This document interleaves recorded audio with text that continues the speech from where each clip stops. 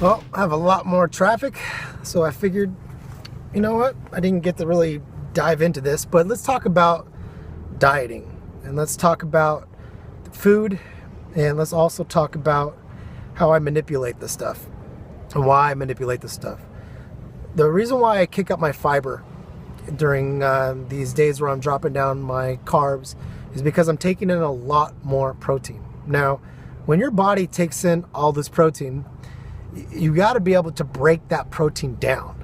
The better your body can break that protein down, the better odds you have of your body retaining that protein and using it for protein synthesis.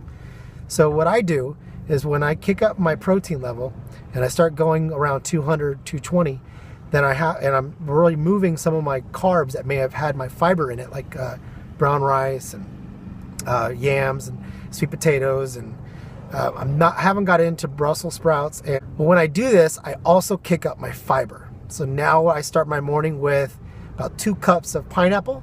I use a 1.5 cups of kale and spinach, and I blend that all up, and that's my breakfast. And then I'll introduce some little bit of fructose, maybe some grapes and some nuts around 10:30. It's about 3 hours later. And then I grilled some chicken up yesterday, and I'm gonna munch on that for lunch. So like I said, I'm kicking my carbs out, I'm kicking my proteins up, and I'm kicking my fats. My good fats are gonna come from avocados, they're gonna come from peanuts, they're gonna come from olive oil. So those are the things I'm gonna kick up right now in these next few days as I start to minimize my carbs and prepare for Super Bowl Sunday. So remember that. If you're gonna kick up your protein, you gotta absorb that. You gotta break it down. So you have to kick up your fibers, your good fibers. And if you're having a hard time eating right, go to the nutrition store. Ask the nutritionist, do you have digestive enzymes? Digestive enzymes are amazing. They're gonna help your body, on top of developing and helping your body heal itself and repair itself and keep the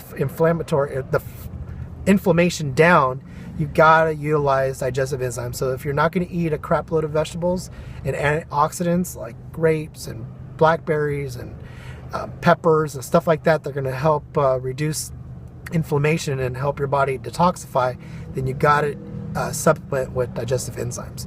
So that's what I'm playing with right now. I'm increasing my digestive enzymes, I'm increasing my proteins, I'm increasing my fats, minimizing my carbs, and that's really a breakdown of how my diet goes. I do eat about 4 times a day.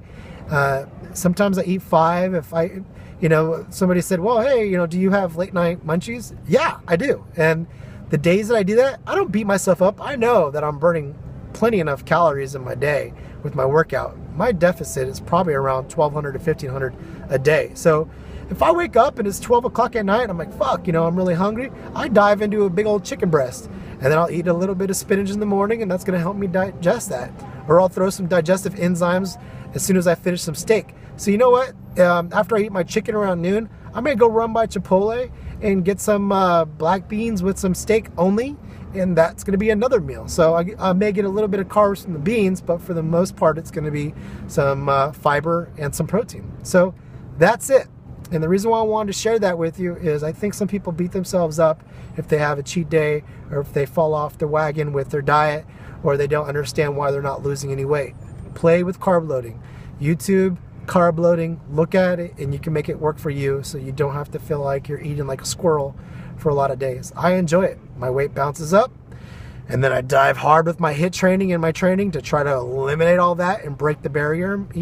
If my success is only being 1 pound a week, then it's 1 pound a week. But the good thing about it is I'm not losing my muscle. And the good thing about it is I know I'm losing fat.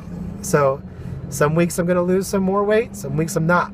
This week is a heavy lifting week, so I want to make sure I eat plenty of nutrients to feed that body. And while my body's repairing itself, it's going to burn more calories. And as long as I keep my HIIT training solid and allow my afterburn to burn more calories post-workout, it'll all be good in the hood. So this is Joey from the Gym Junkies, and that's my dieting tip for day 18.